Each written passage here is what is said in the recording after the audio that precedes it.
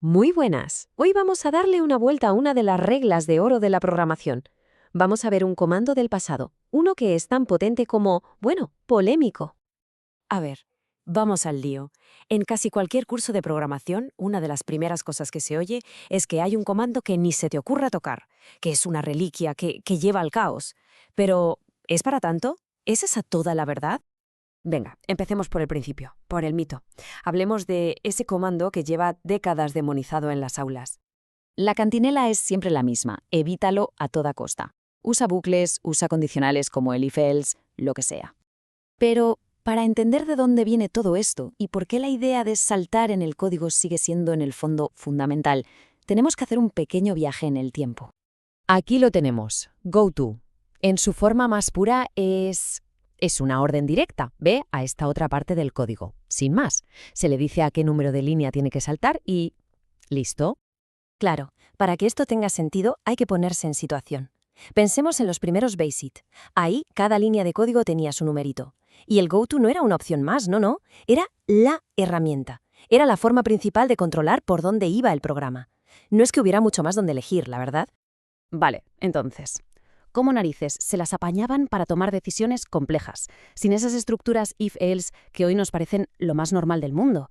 Pues la respuesta, la verdad, es bastante ingeniosa. A ver, pongamos un caso práctico. Imaginemos que el programa tiene que hacer una de 5 cosas distintas, dependiendo de lo que elija alguien. Hoy en día, facilísimo. Un switch, una cadena de if-else, if y a correr. Bueno, pues en el BASIC de la época, una forma de hacerlo era esta, poner un if then goto detrás de otro. Oye, que funcionaba, pero es un poco rollo, ¿no? Muy repetitivo, un montón de líneas para algo que en el fondo es una decisión bastante simple. Pero ojo, aquí es donde la cosa se pone interesante. Mirad qué solución más elegante. Con onGoto se conseguía exactamente lo mismo, pero en una sola línea. Una bifurcación de 5 caminos, limpia, clara y súper concisa. Esto es clave, ¿eh? El goto no era solo un salto tonto y simple, formaba parte de una caja de herramientas bastante sofisticada, la verdad, para controlar el flujo del programa de forma muy directa.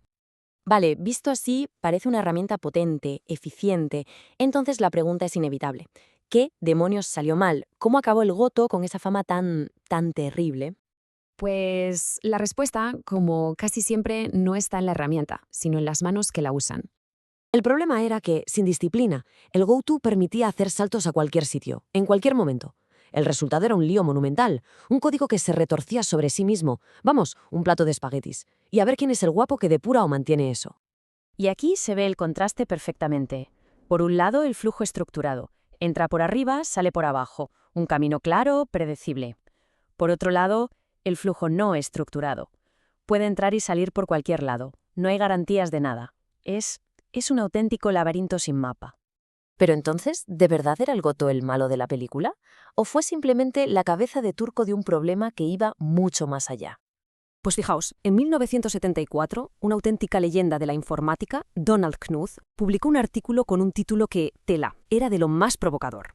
Venía a decir que, oye, a lo mejor el debate era un poco más complejo que un simple goto es malo y punto.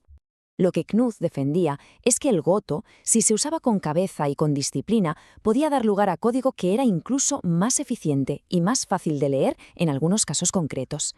Que el verdadero enemigo no era el comando, era la falta de estructura en la cabeza del programador. Entonces, ¿con qué nos quedamos de todo esto? ¿Qué pintaría el goto hoy en día, aunque sea solo como idea? Al final, la cosa no va de si goto es bueno o malo. La verdadera lección es que la disciplina, el pensar de forma estructurada, es mucho más importante que prohibir una herramienta. De hecho, entender estos conceptos prohibidos nos da una visión mucho más profunda de cómo funcionan las cosas que usamos todos los días sin ni siquiera pensarlo. Y la verdad, no hay mejor forma de entender todo esto que manchándose las manos. Probarlo. Sentir en primera persona cómo era programar con estas herramientas. Para eso hay una web genial, kitbasic.com. Es un intérprete de BASIC súper sencillo, que funciona directamente en el navegador. No hay que instalar nada. Y todo esto nos deja con una pregunta final en el aire. Al borrar del mapa estas herramientas prohibidas en la enseñanza, ¿no estaremos, sin querer, limitando nuestra propia comprensión? ¿No perdemos algo al ignorar cómo funcionan los programas a un nivel más fundamental? porque ese salto incondicional, nos guste o no, sigue ahí, en el corazón de cada procesador que usamos. Ahí lo dejo.